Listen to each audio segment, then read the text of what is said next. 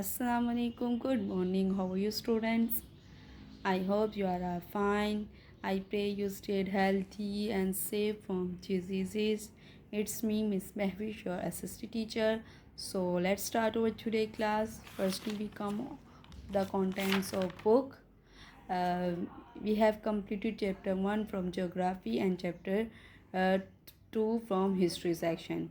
We are on chapter 3, which is also belong to the geography section, and the chapter is major occupation in the world. So in previous class we doing the work of this chapter. So let's continue the work. So students, open your copies. So students, हमने अपने previous class में हमने complete chapter number 3 की heading डाली थी complete page पर, जो कि आपको स्क्रीन पे भी नज़र आ रही होगी। और उम्मीद है कि आपने अपना प्रीवियस वर्क कंप्लीट कर लिया होगा। फिर भी हम इस वीडियो में रिव्यू कर लेते हैं कि हमने प्रीवियस क्लास में क्या क्या किया था। हमने ये हेडिंग डाली थी और हमने क्वेश्चन आंसर किए थे, question number 1 and question number 2। तो अब हम अपना क्वेश्चन नंबर 3 स्टार्ट करते हैं। तो let's move to the question number 3। तो स्टूडेंट्स, आपने बिल्कुल इसी तरीके से अपना पहले मार्जिन्स ड्रॉ करने हैं। आपने अपने ब्लू कलर से मार्जिन्स ड्रॉ करने हैं और साथ में आपने आज की डेट भी डालनी है। तो सबसे पहले हम अपनी डेट डाल लेते हैं। आज की डेट है 7/12/2020 और राइट साइड पे हम डे यानी मंडे और CW मेंशन कर लेते हैं। ठीक है, अब हम अपने क्वेश्चन की तरफ आ जाते हैं। हमारा क्वेश्चन नंबर 3 है building and construction form an important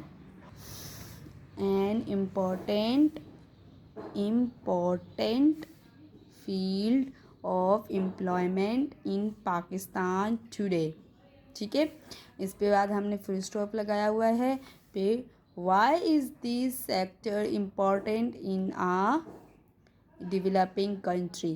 question ये है कि बिल्डिंग एंड कंस्ट्रक्शन मतलब तामीर और बिल्डिंग और कंस्ट्रक्शन मतलब बिल्डिंग एंड कंस्ट्रक्शन मतलब इमारत और तामीरी फॉर्म एक an important field of employment in Pakistan today. आज के दौर में पाकिस्तान में इमारत और तामीर का जो वर्क है इज़ एन इम्पॉर्टेंट फील्ड मतलब एक अहम फील्ड बन गई है ऑफ एम्प्लॉयमेंट मतलब रोज़गार की। तो why is this sector important in a developing country. तो ये सेक्टर जो है यानी बिल्डिंग एंड कंस्ट्रक्शन यानी इमारत और तामीर का ये जो सेक्टर है वो इतना इम्पोर्टेंट क्यों हो रहा है या हो गया है एक डेवलपिंग कंट्री में मतलब तरक्की पजीर कंट्री में ये इम्पोर्टेंट क्यों है, अहम क्यों हो गया है। समझ में आए क्वेश्चन की मतलब जो पाकिस्तान में इम्पोर्टेंट अहम फील्ड होगी है रोज़गार के लिए। कौन सी फील्ड? बिल्डिंग एंड कंस्ट्रक्शन की जो है फील्ड वो पाकिस्तान में आज के दौर में रोज़गार का अहम ज़रिया बन गई है, ये रोज़गार के लिए अहम हो गई है। तो ये क्यों ये सेक्टर इतना डेवलपिंग कंट्री में या तरक्की पजीर कंट्री में इतनी अहमियत का हामिल क्यों हो रहा है। अब आंसर लिखेंगे हम। आंसर में हम सबसे पहले आंसर की हेडिंग डालेंगे, ठीक है, और फिर उसके बाद आंसर स्टार्ट करेंगे।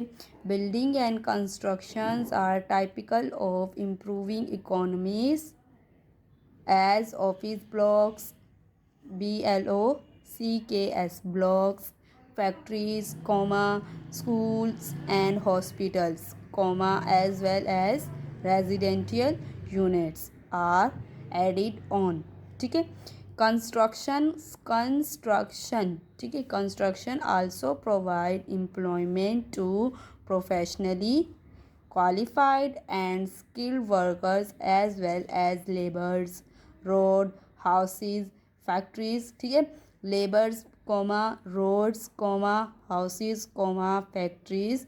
ठीक है, and offices are vital in a developing economy for communication places where manufacturing MANUFACTURING manufacturing can take place and offices. ठीक है, ये हो गया हमारा आंसर।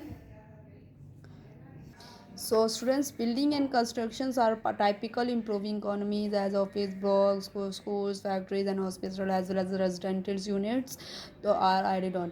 तो स्टूडेंट्स सबसे पहले तो बात ये बताएगी कि बिल्डिंग एंड कंस्ट्रक्शन आम तौर पर टाइपिकल मतलब आम तौर पर इकोनॉमीज़ मतलब मैशियत को इम्प्रूव करने का ज़रिया होती है। एज ऑफिस ब्लॉक्स मतलब जो भी ये कंस्ट्रक्शंस अपनी फैक्ट्री स्कूल्स वगैरह को करते हैं वो क्या कर रहे होते हैं, इन्वेस्टमेंट मज़ीद कर रहे होते हैं ताकि वो अपनी इकॉनमी को और मजबूत अपनी मतलब जो है अपने और मजबूत कर सकें अपनी मैशियत को।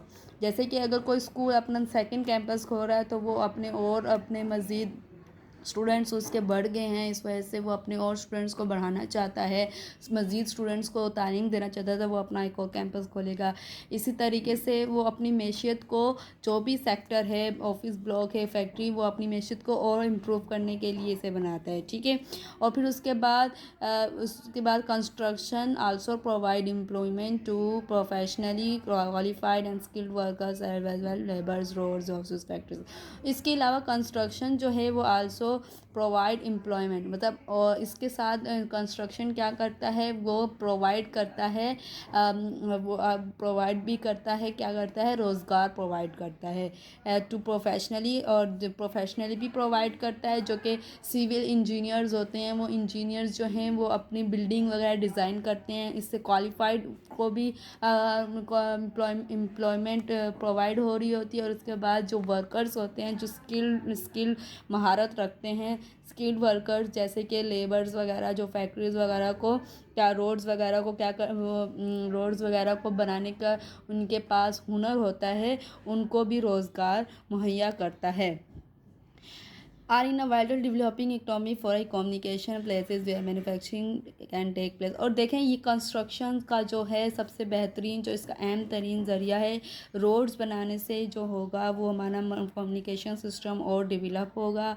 देखें रोड्स मेंटेन नहीं होंगे, कंस्ट्रक्शन प्रॉपर तरीके से अगर डेवलप नहीं होंगी तो फिर क्या होगा, हमारा साजो सामान हमारा कम्युनिकेशन स्लो हो जाएगा। क्योंकि वो चीज़ जो कि अगर रोड हमारे प्रॉपर तरीके से सही हैं तो वो चीज़ टाइम पर पहुंच दी जाएगी। जो 1 दिन 2 दिन लगना हो, अगर रोड ठीक नहीं होंगे तो एक्सीडेंट के खदशात होते हैं और साथ में टाइम भी लगता है। फिर वो क्या होती है, 2 दिन में पहुंचने वाली चीज़ वो 5 दिन में पहुंचती है और उससे क्या होता है, हमारा कम्युनिकेशन भी स्लो होता है। तो डेवलपिंग कंट्रीज़ में इस सेक्टर्स को अहमियत दी जा रही है क्योंकि क्योंकि डेवलप कंट्रीज़ जो हैं, जो तरक्की याफ्ता कंट्रीज़ हैं, वहाँ पर ये सब मेंटेन हुआ है तो उनका सिस्टम कम्युनिकेशन सिस्टम स्ट्रॉन्ग है। तो डेवलपिंग कंट्रीज़ में ये अभी कंटिन्यू हो रहा है। ठीक है, अब हम नेक्स्ट क्वेश्चन पे आ जाते हैं, क्वेश्चन नंबर 4 पर। तो हमारा क्वेश्चन है, electricity and gas industries are very important but they employ only 1/8 of the building or transport workforce in Pakistan।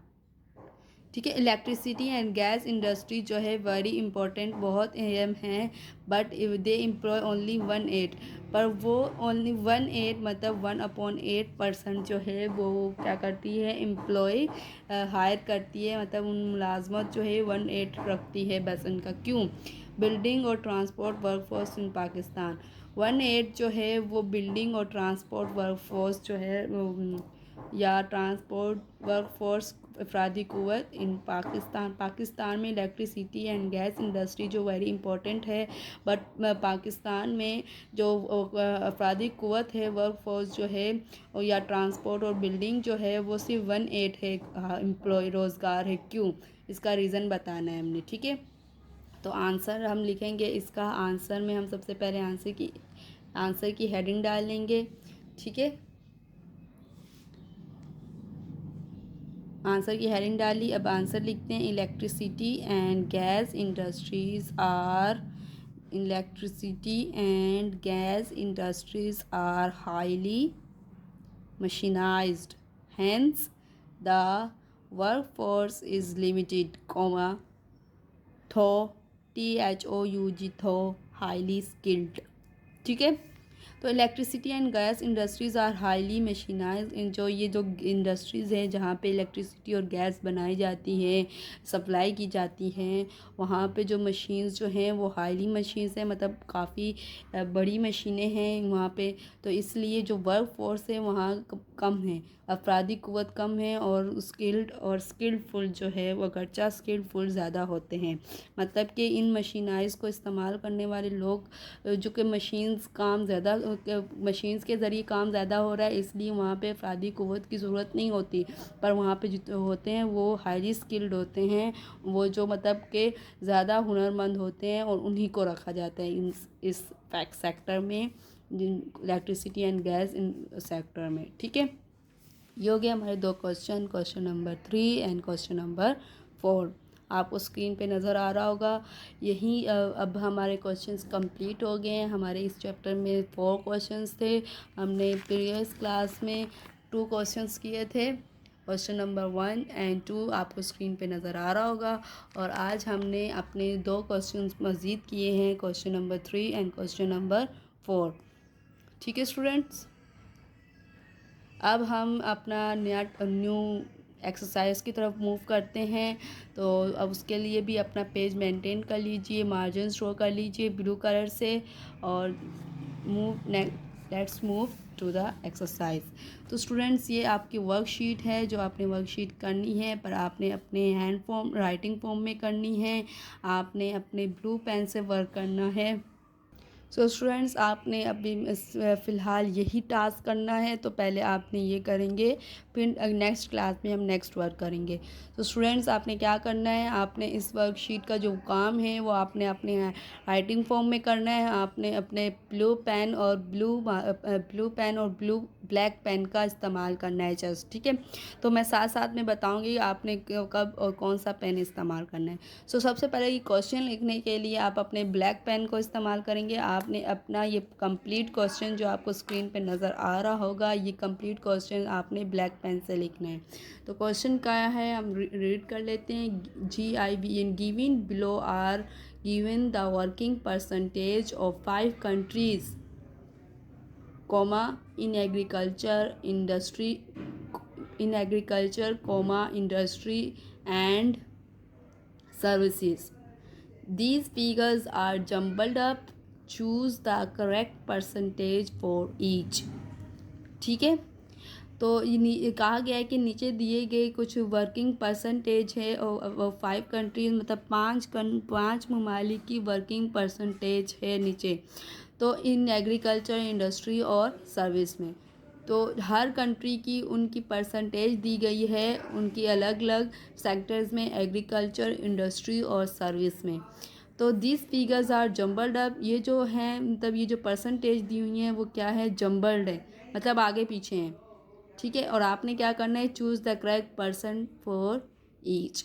तो चूज़ द करेक्ट, सबकी करेक्ट परसेंटेज चूज़ करनी है इनके ईच सेक्टर्स की। ठीक है, तो फर्स्ट में पाकिस्तान के दिया हुआ है नंबर जो है, अब नंबर 1 करके या ए करके आपने पाकिस्तान लिखना है, और ऊपर ये सारा वर्क जो है 38%, 20%, 42%, 38%, 20%, 40%। आपने इनको इसी तरीके से लिखना है। आपने ब्लू पेन से लिखना है। ठीक है, और साथ में आपने कोमास भी डालने हैं। पाकिस्तान इसी तरीके से 2 डॉट डालेंगे, और फिर उसके बाद परसेंटेज लिखेंगे, और कोमे के साथ आपने ब्लू पेन से लिखनी है, अपने ब्लू इंक पेन से। ठीक है, फिर उसके बाद नीचे ही लाइन पे आप एग्रीकल्चर स्लैश डालेंगे, ब्लैंक डालेंगे, फिर कोमा, इंडस्ट्री, ये सब वर्क आपने ब्लू इंक पेन से करना है। Industry blank, services blank. Number 2 डालेंगे इंडिया 12%, कोमा 60%, 28%। ठीक है, बिल्कुल इसी तरीके से आपने लिखना है। ये सारा वर्क आपने अपना क्या है, ब्लू पेन से करना है। इसी तरीके से आपने ये भी लिखना है इसका। फिर उसके बाद चाइना का लिखेंगे 24%, 45%, 31%। ठीक है, फिर उसके बाद इसका भी इसी तरीके से एग्रीकल्चर, इंडस्ट्री और सर्विस लिखकर ब्लैंक्स लगाएंगे। फिर नंबर 4 पे आ जाएंगे आप। जापान 67.7%, 44%, 27.9%। ठीक है, एग्रीकल्चर, इंडस्ट्री और सर्विसेज ब्लैंक्स लगा के लिखेंगे। ये सारा वर्क आपने या अभी फ़िलहाल आपने कैसे करना है, अपने ब्लू पेन इंक पेन से करना है। फिर उसके बाद नंबर 5 है हांगकांग 9%, 0.1%, 90.9%। ठीक है, एग्रीकल्चर ब्लैंक, इंडस्ट्री ब्लैंक और सर्विस ब्लैंक। यह आपको स्क्रीन पर नज़र आ रहा होगा। बिल्कुल इसी तरीके से आपने वर्क करना है और आपने अपना इंक पेन यूज़ करना है। यह आपका घर का टास्क है। आपने ये काम जो है हर पाकिस्तान की एग्रीकल्चर में कितने फ़ीसद है वो आप लिखेंगे, इंडस्ट्री में कितना फ़ीसद है वो लिखेंगे, सर्विस में कितने फ़ीसद है वो लिखेंगे। ये आपने वर्क करना है। वैसे तो ये आप लोग पढ़ चुके हैं, पर फिर भी मैं आपको गाइड कर देती हूँ कि ये जो वर्क है अपनी बुक के पेज नंबर 77 से कर सकते हैं आप। पेज नंबर 77 से आपके मेंशन है ये सारा कि किस कंट्री का कितनी परसेंट कितने परसेंट किस सेक्टर में है, या आप अपने पेज नंबर 77 से करेंगे। तो स्टूडेंट्स ये इस पिक्चर इसकी एंड में आपको पिक्चर शो करवा देती हूँ। वीडियो के एंड में आपको पिक्चर आएगी इसकी नज़र, तो इससे आपको और आसानी हो जाएगी करने में। तो स्टूडेंट्स आपने ये वर्क जो अब आप परसेंटेज लिखेंगे इनके आगे, वो आपने अपने ब्लैक पॉइंटर से लिखना है। ठीक है, अपना ब्लैक पेन यूज़ करके इनकी परसेंटेज, करेक्ट परसेंटेज लिखनी है ईच सेक्टर में। तो आज की क्लास का ड्यूरेशन हमारा यहीं पे ख़त्म होता है। स्टूडेंट्स अपना वर्क साथ साथ में करते रहिए और अपनी लर्निंग भी साथ साथ करते रहिए। अपना वर्क कंप्लीट करें साथ साथ में। इससे रिलेटेड कोई भी क्वेश्चन हो तो आप मुझसे पूछ सकते हैं। स्टूडेंट्स अपनी दुआओं में याद रखिएगा मुझे। अपनी लर्निंग साथ साथ में जारी रखिए। प्रॉपर तरीके से क्लासेस लीजिए, वर्क कंप्लीट करते रहिए। ठीक है स्टूडेंट्स, आज की क्लास यहीं पे ख़त्म करते हैं। खुदा हाफिज़।